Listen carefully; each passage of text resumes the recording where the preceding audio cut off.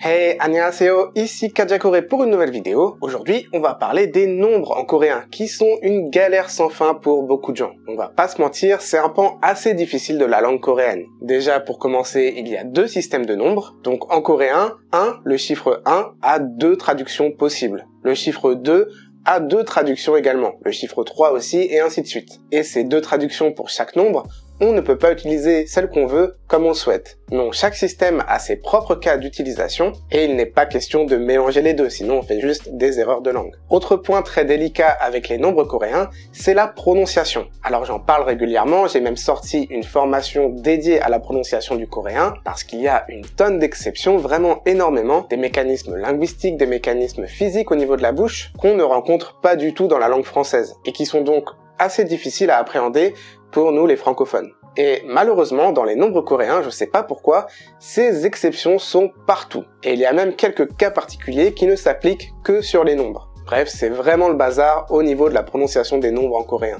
Quelques exemples parmi tant d'autres, même avec des nombres simples. 14, écrit comme ça, j'entends beaucoup dire yolnet, mais en fait c'est yollet. Pareil, 15, écrit comme ça, j'entends souvent yoldasot, mais ça se dit yoltasot.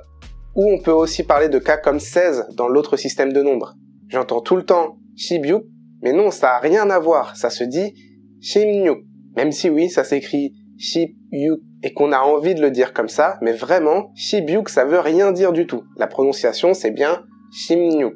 Et il y a des raisons à tout ça, bien sûr, ce n'est pas un hasard. Une autre chose très difficile dans les nombres coréens, c'est pour compter des objets ou d'autres choses. Si je veux dire un chat, 2 livres, 3 garçons, 4 bouteilles, eh bien, on ne peut pas dire ça comme ça directement. On doit passer par ce que l'on appelle des classificateurs, qui sont des mots qui viennent s'ajouter à ce que l'on est en train de compter. Et ces classificateurs, eh bien, il y en a énormément. Des dizaines et des dizaines pour tous les types d'objets, et honnêtement, on s'y perd très facilement. Il y a des cas vraiment très précis. Par exemple, il y a un classificateur, donc un mot spécial qui ne s'utilise que pour les boîtes qui contiennent 30 E.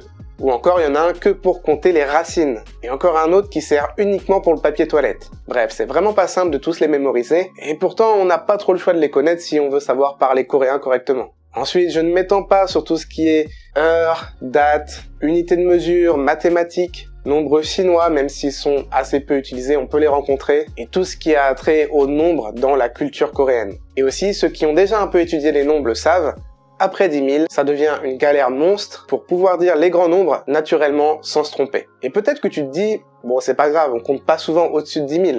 Le problème c'est qu'en Corée, 10 000 won c'est juste un peu plus de 7 €. Donc en fait, les grands nombres, c'est du quotidien en Corée. Dans tous les cas, tout ce dont je viens de te parler, pour maîtriser les nombres coréens parfaitement jusqu'à l'infini, donc les deux systèmes de nombres, la prononciation et toutes les exceptions que l'on peut rencontrer, tous les classificateurs qui existent, et de manière générale, tout ce qui a attrait aux nombres coréens, j'en ai fait une formation. La formation s'intitule « Les nombres coréens et leurs secrets » et je voulais y mettre tout, vraiment tout, qui se rapproche de près ou de loin des nombres coréens. Alors comment se présente cette formation ?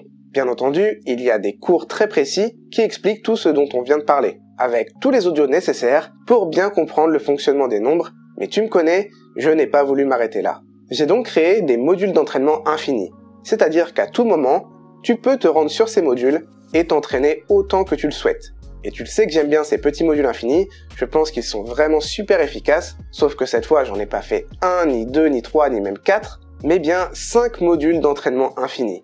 Il y en a un pour chaque système de nombres, puis un pour les classificateurs, un pour la date et un pour l'heure. En tout cas, je pense avoir respecté ma promesse de parler de tout sur les nombres coréens. Donc j'espère que cette formation te plaira. Si tu as l'habitude de mes autres formations et mes outils, je n'ai aucun doute sur le fait que celle-ci te satisfera aussi. Si tu me découvres avec cette vidéo, eh bien j'espère t'avoir rendu suffisamment curieux pour aller au moins y jeter un œil. Et puis voilà, en commentaire, n'hésite pas à me poser toutes tes questions en rapport avec la formation. Et sinon, tu as toutes les informations sur kajakore.com. Voilà, n'hésite pas à laisser un pouce en l'air et n'oublie pas de t'abonner pour voir les vidéos suivantes. Quant à moi, je te dis à la prochaine pour une nouvelle vidéo. C'était Kajakore. 다음에 봐요.